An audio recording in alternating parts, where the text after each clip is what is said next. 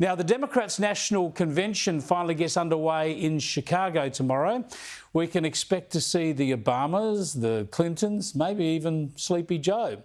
And as Kristin Tate explains, it's going to be all about pumping up the tyres of Kamala Harris and trying to extend her honeymoon.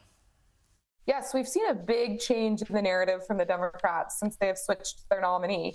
Back when they had Joe Biden, they were making this race all about Donald Trump and what a threat to democracy he was. Now, it's almost like Trump isn't even part of the national conversation anymore. The Democrats have made it all about Kamala Harris and how great she is and how exciting a female of color as president of the United States. And they're really focusing on her and rebuilding her image and constructing her image and feeding that to voters via their allies in the left-wing media. So that's what this DNC will be all about, is building up Kamala Harris and then force-feeding voters the image of her that they want them to see.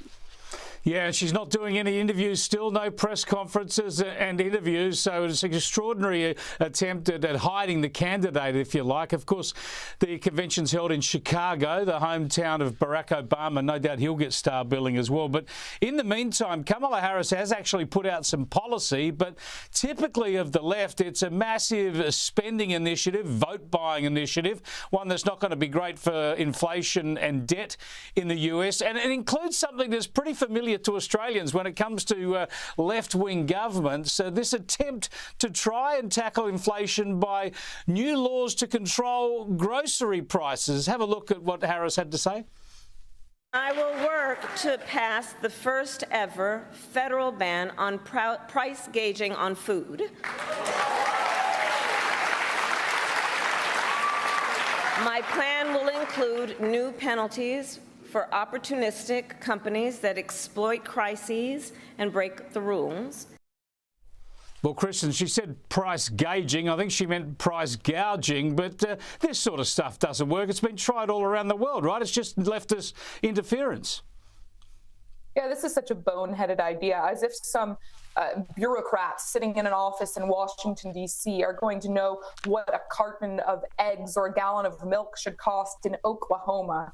I mean, this is just, this is left-wing nonsense. And if actually implemented, her economic ideas would be a disaster for this country, would drive us further into debt. It would rise inflation significantly. But should any of this surprise us? No, it should not. Let's not forget, Kamala Harris is a hardcore left-winger. In 2019, she was the most left-wing senator in this country, more left-wing than Bernie Sanders.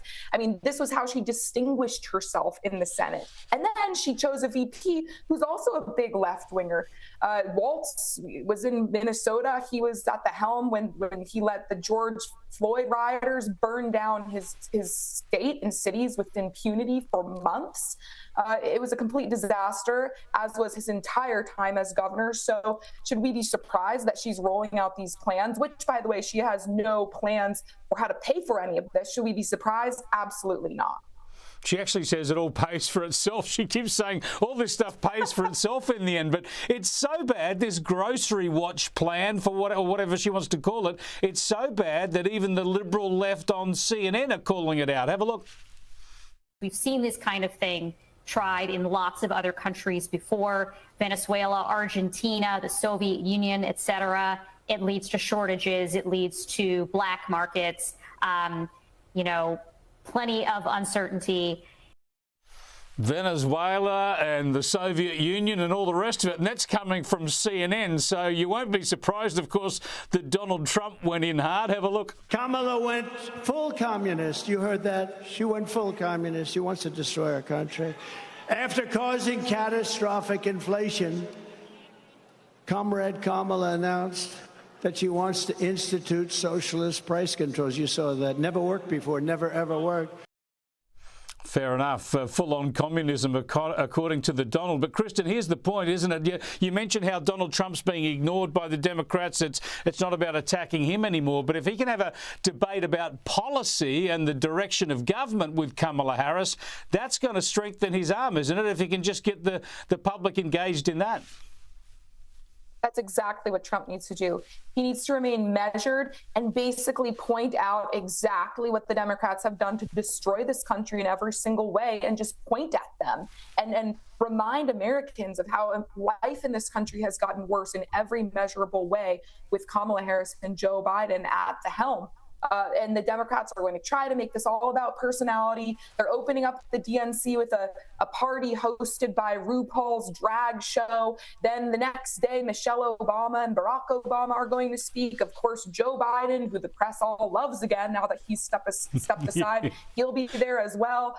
So this is what they're going to try to do. They're going to try to make Kamala Harris into a celebrity, from a dud to a celebrity. Don't remember how she was 4 years ago. Get that out of your mind and believe what we're telling you now.